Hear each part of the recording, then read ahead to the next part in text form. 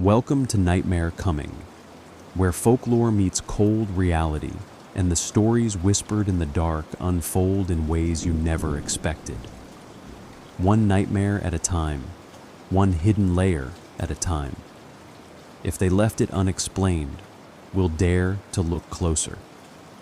If you've ever wondered whether these campfire tales were just harmless bedtime stories, prepare yourself. This time, you may never hear the word monster or the sound of your own footsteps the same way again.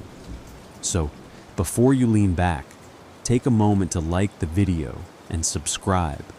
If you truly want to keep questioning, keep seeking, and leave a comment with the first scary story you ever heard. I'd love to see what still follows you. You stand before the hotel like every other traveler has, carrying the tired weight of the day. The sign outside hums faintly, its neon letters buzzing as though they can barely hold themselves together. It looks like any other roadside stop, too bland to be memorable, too functional to be threatening. Yet you feel it, the prickling under your skin, the small resistance in your chest that says, maybe, just maybe, you shouldn't step inside. The lobby is quiet, eerily polite, its furniture arranged in perfect symmetry, the kind of order that feels less welcoming and more enforced. You hear the clerk's voice, smooth but flat, as though rehearsed 1,000 times. He hands you the key, and his eyes linger a moment too long. Not in suspicion, not in friendliness, just in silence. Room 6B. You take the elevator, and the ride feels slower than it should, the floor numbers blinking reluctantly.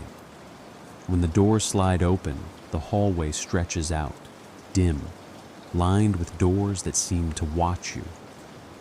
The carpet muffles your steps, but you can swear each one echoes in your head. The key resists in the lock, as though the door has grown accustomed to staying shut. Then it yields, reluctantly, and you step inside. The air is stale, heavier than it should be. The bed is made perfectly, not a wrinkle on the sheets. The curtains are drawn, though you don't remember closing them. And then, you notice it. A mirror on the far wall, tilted just slightly off-center. It reflects the whole room, but somehow it feels like it reflects more than the room. You set your bag down, and for a moment the silence grows thick, pressing on your ears. A silence not empty, but listening.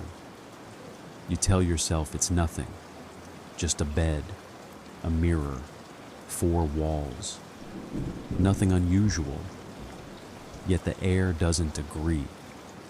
The air waits. The hallway does not forget you. Long after you close the door to room 6B, you can still feel it trailing along your skin like the aftertaste of something bitter. When you step back into it, hours later, to fetch a drink from the vending machine, it greets you in its quiet, suffocating way. The lights hum overhead, flickering with a rhythm that doesn't match the power grid, more like a slow heartbeat. The carpet sighs beneath your feet, softer than fabric should be, as though it remembers every step ever pressed into it. You walk, and the hallway seems to stretch. The numbers on the doors blur, as if they want you to forget where you've come from, as if they prefer you lost. Somewhere behind the wallpaper, faint and stubborn, there's a whisper. Not a word, not even a language, just a breath, just a sound made by someone or something that knows you are here. Every horror tale you've ever heard about hotel corridors rushes forward, the endless hallways that loop back into themselves, the phantom voices calling guests by name, the footsteps that follow but never arrive. You remind yourself those are just stories. Yet this place feels like the place those stories were born. You glance over your shoulder, and the corridor is empty. Perfectly empty. Too empty. And for a brief second, you swear the shadows just behind the elevator ripple, folding themselves into something vaguely human before flattening again when you blink. It's the ordinary details that disturb you most. The vending machine humming like a throat clearing in the dark. The exit sign at the far end flickering just enough to mimic a signal. It's almost comic, almost cliché, almost.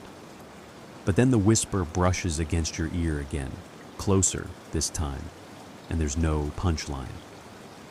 Psychologists argue whether fear in hallways is primal, a leftover instinct from when caves could conceal predators. But what if it isn't instinct? What if it's recognition? Recognition that sometimes the walls themselves are watching, that the air itself has teeth. You press the button for a soda, the can clattering down with a hollow metallic thud.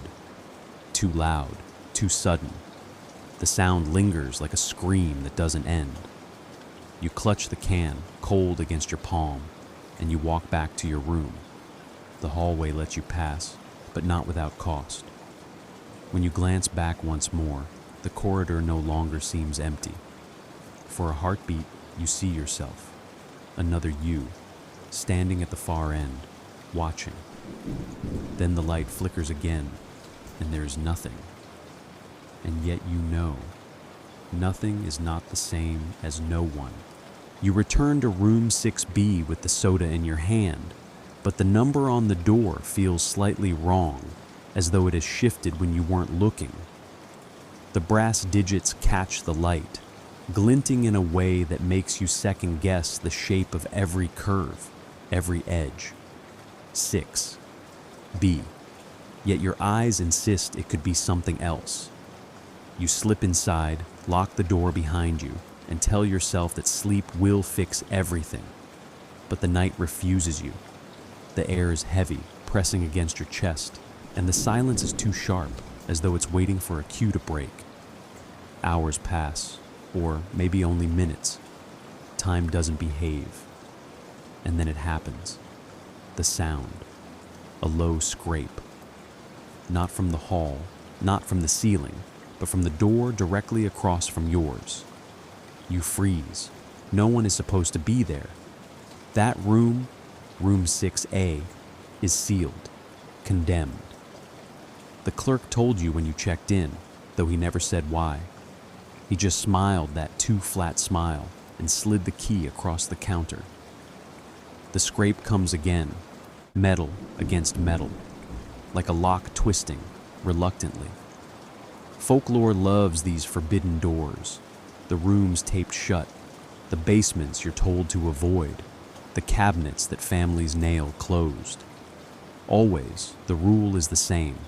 Don't open it, because what's trapped inside doesn't like to be remembered. But then you hear it, a click, the sound of a bolt releasing.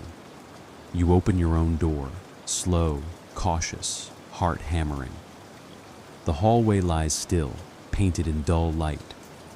Yet the door across from you, the one that should be locked, sealed, forgotten, stands open by an inch.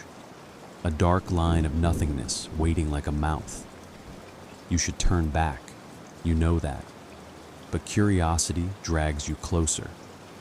You reach out, push gently, and the door glides open with impossible ease, as though it has been waiting for your hand. The room beyond is not dust-choked and abandoned, as you expect. Number, it is immaculate, a perfect twin of your own, bed made, curtains drawn, air heavy with the same unnatural stillness. The only difference, no mirror on the far wall. Instead, a door inside the room. Another door without a number. You step across the threshold, and the air closes around you, thick, possessive. The floorboards creak like they're breathing. Behind you, your own door clicks shut, though you never touched it. And suddenly, you realize the problem. You can't tell which room is yours anymore. Psychologists call it liminality, the unease of standing between spaces, the horror of thresholds. But the question lingers, what if the threshold itself has intentions? What if the in-between wants you more than either side? You turn back, desperate to reorient yourself, but the hallway is gone. Only doors remain, too many, all waiting, all open, all leading inward. You are no longer a guest in a hotel. You are part of its architecture. You step deeper into the forbidden room, and the air thickens as if you've walked underwater. The curtains stir, though the windows are shut tight, their folds breathing in and out, like the chest of something sleeping. The lamp on the nightstand flickers, its shade tilting as though it wants to look at you. Every surface gleams with false hospitality, like a stage set built for an audience that never arrived. You know the trope: cursed rooms in haunted hotels, spaces that lure guests inside only to swallow them whole. The Cecil Hotel, the Stanley. People whisper of them because every city seems to need at least one building with a room no one should occupy. But this is different. This one doesn't reek of death or violence. It reeks of patience. The bed is too neatly made, as if anticipating your weight. The pillows are puffed to perfection, waiting for your head. The carpet has no stains, no wear, no history, as though no one has ever dared stay here. And yet you can feel the residue of presence, like a voice cut off mid-word. You try to laugh at yourself. A room is just a room, four walls, a bed, stale air. Yet you can't ignore the detail that betrays it. That second door in the corner. It stands where no door should be, flush with the wallpaper, frame too narrow, knob too polished. The more you look at it, the more it seems to pulse, as though aware of your attention. Stories float up from memory, the lesser-known variations of the hotel room legends. Some claim the cursed door doesn't lead anywhere at all, just folds you back into the same room endlessly, each time slightly more wrong. Others say you find another version of yourself on the other side, living a life you don't remember choosing. Your hand hovers near the knob, fingers trembling. You don't touch it, not yet. Instead, you retreat toward the mirrorless wall, trying to keep both doors in your sight. That's when you notice it. The wallpaper pattern doesn't match. The flowers don't line up. The vines twist in different directions.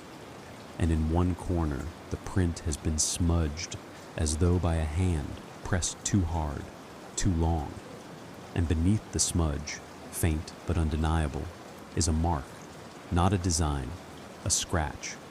Letters carved into plaster, half erased. You lean closer. Help. The word is shallow, as though scratched by something with little strength left. The groove in the wall glistens slightly, not with dust, not with shadow, but with something wet. Your throat tightens. If someone asked for help, did they ever leave? Or did the room answer instead? Behind you, the second door rattles once, gentle, as though reminding you it is still there, waiting. Psychologists debate whether these moments are tricks of the brain, the mind scrambling for narrative in randomness. But randomness doesn't whisper. Randomness doesn't leave words in walls. So you ask yourself, if this is all in your mind, why does the door seem to know your name? The air grows colder, enough to sting your lungs. The lights dim, and slowly, very slowly, the knob on the second door begins to turn. The knob freezes mid-turn, not opening, not closing, just holding its breath like you. You tell yourself it's a trick of old hinges, But there's no rust here, no wear, no history. The silence stretches so long, it begins to hum. You can't look away, and yet your eyes ache from staring. That's when you realize you don't see yourself. The wall opposite the bed should reflect you in its glass. Hotels always install mirrors above the dresser, by the door, even leaning at an angle to make the room feel bigger. But here, there is only wallpaper, stretched flat where a mirror should be. You glance to the bathroom. Its door is ajar, and you can already see the glint of glass inside. Relief washes over you until you step closer. The mirror above the sink is cracked, not shattered, not broken, just one jagged line cutting through its center, as if a fingernail dragged across the surface. You lean closer, expecting to see your face sliced in half. Instead, your reflection is whole. You frown. You tilt your head. The reflection doesn't. You freeze. Your body knows before your brain admits it. This thing in the glass is not you. The horror trope here is familiar. Mirrors as portals, mirrors as traps, reflections that lag behind. Countless cultures whisper warnings. Don't stare too long. Don't meet your own eyes at midnight. Don't turn your back once you've caught a flicker. But this variation is stranger. The reflection isn't slow or reversed. It's independent. It blinks when you don't. It shifts weight when you stand still. It looks interested. Your mouth goes dry. You test it, raising a hand, tapping the counter. The reflection watches and then smiles. Not wide, not cartoonish, but just enough for the skin on your arms to crawl. And then it mouths something, not sound, just shape. You squint. 3 words. Let me in. Your chest locks tight. You back away, bumping into the towel rack. The sound should echo, but it doesn't. The reflection doesn't flinch. It leans closer, pressing its palms against the glass, as though the barrier has grown thin. The fringe interpretation drifts back from some article you half remember. Mirrors don't show you. They show who's watching you from the other side. You were never the owner of that face, just the renter. And sometimes the true tenant grows impatient. Your reflection tilts its head, eyes darkening, grin widening as the crack down the glass deepens. A whisper of pressure builds in the room, pulling toward the mirror like a tide. The wallpaper behind you rustles, though no air moves. And as the crack splinters outward, one question roots in your skull. If your reflection walks out of the glass, what happens to you? A sharp pop bursts through the silence, like a bone snapping. The crack has reached the edge. The reflection's hands press harder. A sound slips through, thin, wet, hungry. You lunge backward, slamming the bathroom door. The mirror's surface trembles once, like water catching a stone. And then silence. Only your own ragged breath fills the room. But when you dare glance at the shut door, you see it. Just for a moment. A smear. The print of 2 palms pressed against the wrong side of the wood. The floor creaks again, softer this time, as though something beneath the carpet has shifted to avoid your notice. You freeze at the edge of the bed, toes pressing against the patterned fabric, listening harder than you've ever listened before. The sound comes in a rhythm, but not footsteps. No, it's slower, like the drag of fingertips against wood, searching. You crouch, lifting a corner of the carpet with trembling fingers. It peels back reluctantly, as though glued to silence. The floorboards underneath are darker than they should be, stained, warped, too smooth in places where age should have left roughness. You tap one. It doesn't echo hollow like an empty cavity would. Instead, it pulses back. as though something below is answering. And then you hear it clearly. A murmur, not words at first, just vibrations, a voice pressed through wood.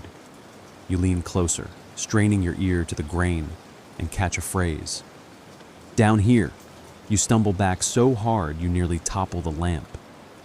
Horror loves the unseen, the thing beneath your bed, the scratching inside the walls, the monster that never needs to reveal itself to keep you awake. That's the classic trope.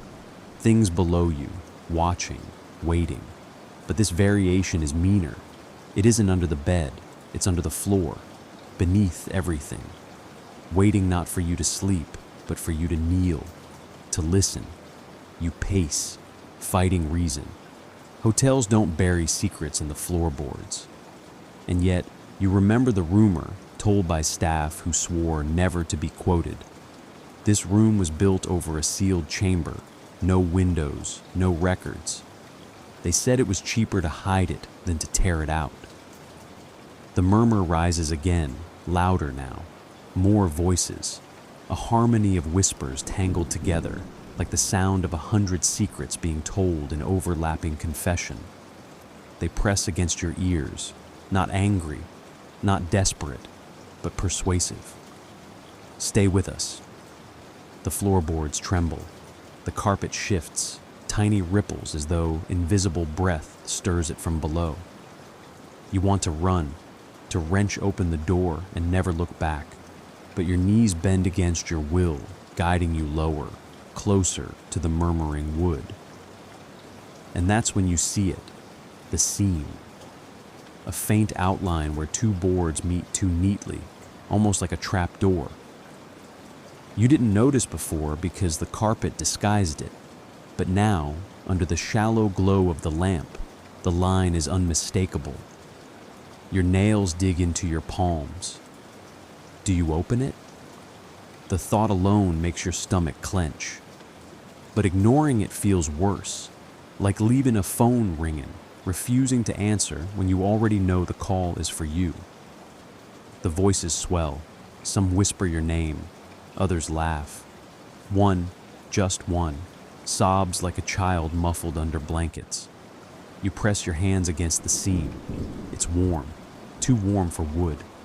The boards shift, not from your pressure, but from below. Something presses back, once, twice, then still. And that silence is worse than any whisper, because it means whatever waits down, there has realized something. You heard it. Now it's waiting for you to answer. The floor exhales a sigh through the seam. Dust billows up like ash, and you hear it one final time, clear and close enough to chill the marrow in your bones. We're already in. The boards go still. No creak, no murmur. Only the knowledge that the ground beneath you isn't solid anymore. It's occupied. The silence stretches too long, pressing against your ribs, until the only sound left is your own pulse thudding in your ears. You're not sure when you first hear it. The faint vibration, a low hum rattling across the desk. But the realization comes slow, like dread often does. The room phone is ringing. It shouldn't. You didn't order a wake-up call, didn't dial the front desk. And in most hotels, phones don't even ring from outside lines anymore. Yet here it is, an old plastic handset trembling in its cradle, glowing red as though pulsing with blood instead of circuitry. The shrill tone cuts again, too loud, too insistent. You hesitate. Every horror story has the phone that rings in the wrong place at the wrong time. The babysitter who picks up only to hear heavy breathing. The caller who warns her to check the children. You know the rules. Don't answer. And yet your hand, shaking, betrays you, lifting the receiver. Hello? Static. But not random static. This is patterned, like a breathing machine, ragged in and out. For a moment you convince yourself it's nothing. but then it speaks. We see you. You slam the phone down so hard the lamp rattles, but it rings again instantly, shriller, almost desperate. You don't want to touch it, but curiosity sinks its teeth in. You lift it once more. This time, the voice is different, softer, familiar. It sounds like your own. "Don't open the floor," it whispers. "Don't let them out." The line cuts. You stare at the receiver, bile rising. Was that a warning or a trick? Because if it was meant to help, why deliver it like that, dripping with menace, in a voice that should only belong to you? Urban legends tell of cursed phone calls. The Japanese story of one missed call where the ringtone itself spelled doom, or the midnight calls where the dead speak only once. But this isn't about a ringtone, and it isn't about the dead. This is something meaner, something that takes your voice, your tone, and folds it back toward you like a mirror you didn't ask to see. The phone rings a third time. You let it. But instead of ringing on, it stops after 2 tones. A click follows, then silence, until you hear it, not through the receiver, but through the room itself. Your voice again, whispering from the bathroom. You whirl, heart pounding, and the sound drifts faint, playful, repeating your words exactly. Every syllable you've spoken since entering this room, played back like a broken record.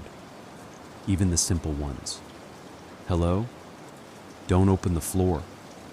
You creep toward the doorway.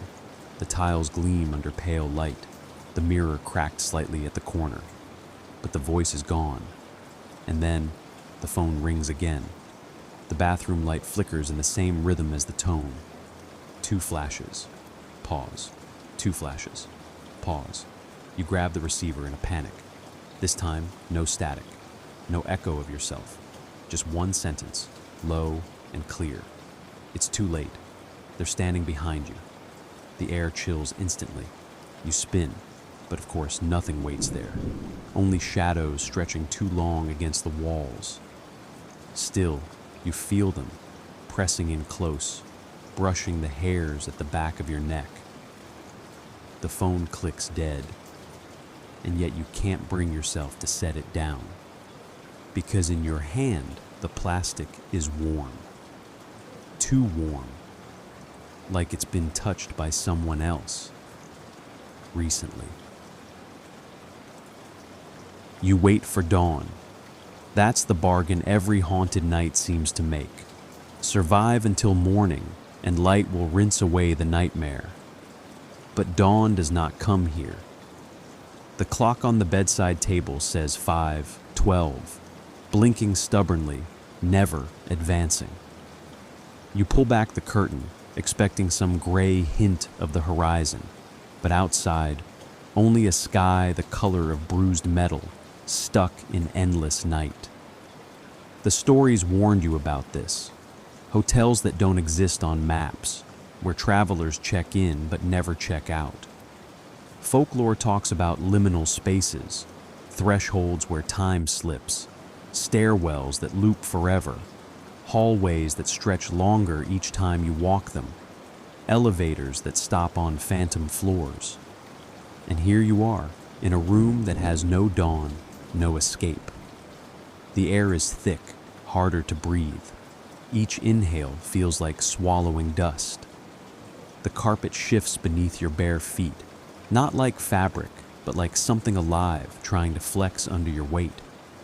You remember the whisper from the phone, "Don't open the floor." And now you understand.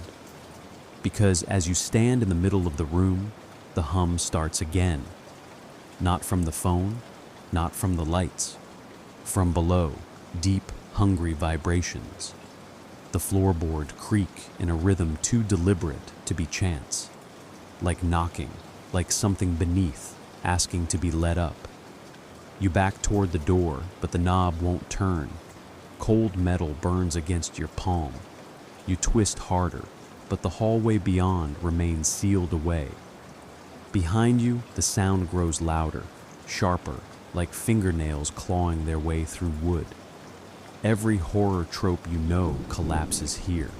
The restless dead scratching for release, the demons locked away under holy seals, the folklore of spaces that feed on the living. But there's a worse variation, whispered only in fringe tales. Sometimes the hotel isn't haunted at all. Sometimes it is the haunting. A building that eats, that mimics, that keeps. So you stand still, trembling, and the room breathes around you. The lamp flickers, the carpet twitches, and the mirror shivers with hairline cracks. And you realize the cruelest truth. You're not supposed to escape. You're supposed to stay. You are the next guest no one should have been. Psychologists might argue whether it's mass hysteria, a mind trick of sleep deprivation, or the brain clawing at itself under stress. But tell me, how do you debate something while you hear the floorboards splitting open inch by inch, as though a mouth is forming beneath your toes? You squeeze your eyes shut, waiting for impact, for something to pull you under, but it doesn't come. Instead, the sound stops, the light steadies, the floor hardens again. The clock still says 5:12, and you realize this night will never end. You are caught in it, a loop with no exit, a story with no final page. The phone rings once more, quiet this time. You don't answer. You don't move. You just breathe, waiting, knowing the night has claimed you. And yet, as you listen to the silence settle again, a slower rhythm rises. Your pulse evens out. The room stills. Even the shadows, though heavy, stop pressing quite so close. Maybe the terror has burned itself out, leaving only exhaustion, the kind that drags you towards surrender. You sink onto the bed. The sheets are cool, almost comforting, like a mother's hand on a fevered brow. The hum beneath the floor quiets, nothing but memory now. The cracks in the mirror blur until they could be tricks of tired eyes. Even the numbers on the clock seem softer, their glow no longer a taunt, but a dim nightlight guiding you toward rest. The horror lingers, yes, but so does the calm that follows fear.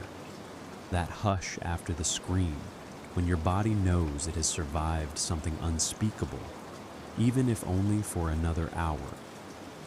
You tell yourself that maybe, just maybe, morning will come eventually. Maybe you'll hear birds outside, or see sunlight slip through those curtains. Maybe the room will forgive you, let you leave, let you wake. Your breaths lengthen, your eyes grow heavy.